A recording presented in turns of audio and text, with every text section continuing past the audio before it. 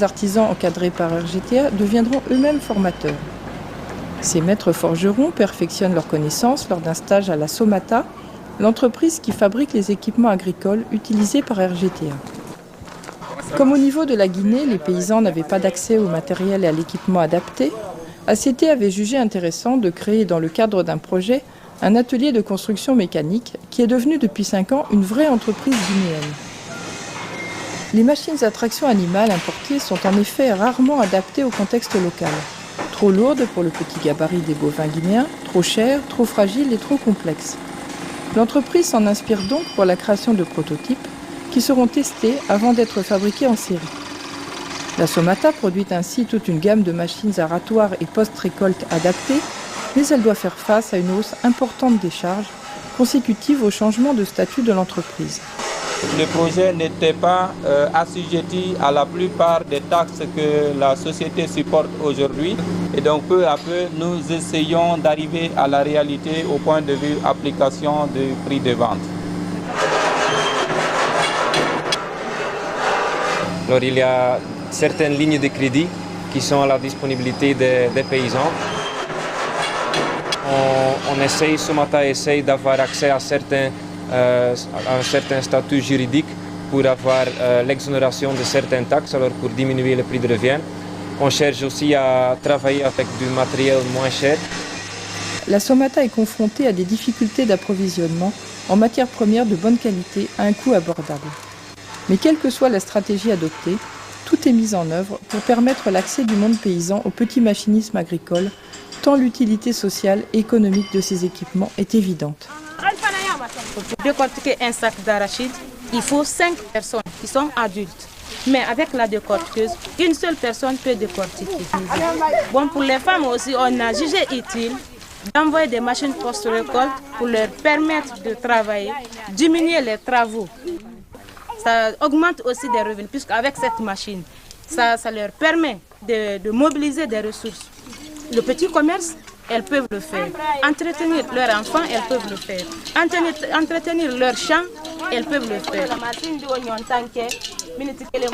Mais les obstacles que nous avons, les problèmes que nous, en tant qu'animatrices, nous rencontrons à propos de ces machines, c'est le prix. Par rapport à ça, notre souhait, c'est de faire une subvention, comme pour les outils aratoires. On peut dire qu'aujourd'hui, le monde paysan guinéen est convaincu de l'intérêt d'améliorer les pratiques culturelles. Pour ce groupement de maraîchères encadré par RGTA, dont les champs sont déjà labourés par des bœufs, le seul facteur limitant à l'adoption de l'entretien entièrement mécanisé est d'ordre purement économique. Elles disent que qu'elles ont les bœufs, effectivement qu'elles ont les bœufs, mais ce qu'elles n'en ont pas, c'est le matériel.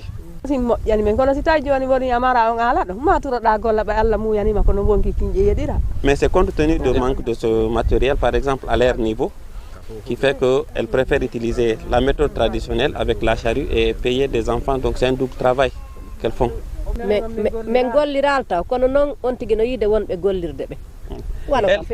Effectivement, elles n'ont pas utilisé directement les machines, mais elles ont vu les gens, elles ont vu les autres l'utiliser. La récolte, ce qu'on avait gagné sur les 1000 m² est supérieur à ce qu'elles gagnent sur les 1000 m² en utilisant la méthode traditionnelle. On a labouré, on a fait le herçage, on a fait le bitage. Nous avons fait aussi le semis de la pomme de terre.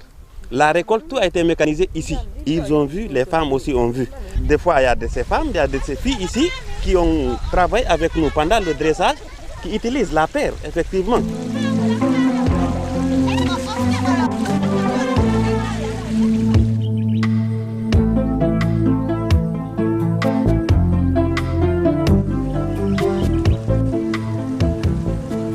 Si on connaît, c'est pas difficile pour la femme. C'est-à-dire physiquement, c'est pas dur quand même? Non, physiquement, c'est pas dur, pratiquement, c'est pas dur. C'est bon pour la femme, c'est bon pour l'homme. C'est par le courage qu'on fait avec la roue. Mais comme ça, là, c'est pas difficile. On peut faire, quand on descend à 7 heures, de 7 heures à 10 heures comme ça trouverait qu'on a beau travailler, on se repose. Moi seulement, je peux encourager toutes les femmes en Guinée pour faire comme moi. Jusqu'à présent, c'était les hommes qui dirigeaient des bœufs. Est-ce qu'ils ne sont pas jaloux de te voir au travail avec les bœufs? Bien sûr. Ils sont jaloux? Oui. Ils veulent qu'ils fassent bien comme moi, mais malheureusement, ils ne peuvent pas faire comme moi parce que moi, j'ai suivi une bonne formation. Donc les hommes sont jaloux? Très bien.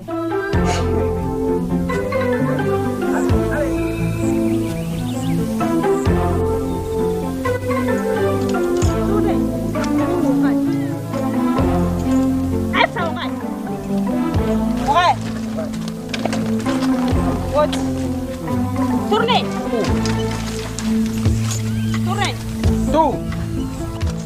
Vraiment, notre souhait est de voir ce phénomène-là de se développer et de façon rapide. Au point de vue équipement, au point de vue animal, au point de vue même la performance des paysans avec lesquels nous travaillons.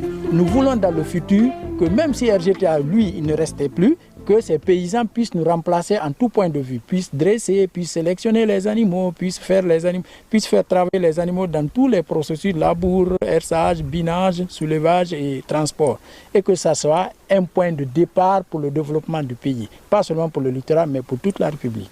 Nous voulons que tous ces paysans profitent de notre technique, parce que les 80% de la population guinéenne, c'est des paysans. Bon, il faut quand même donner la force à cette couche. C'est ça notre lutte. Le deuxième, une charrue, une roulette, un talon, 2 PV de pompe.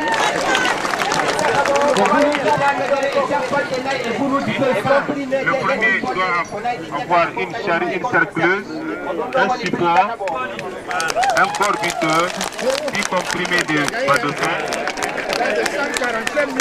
C'est la 10e fête que nous organisons dans toute la Guinée.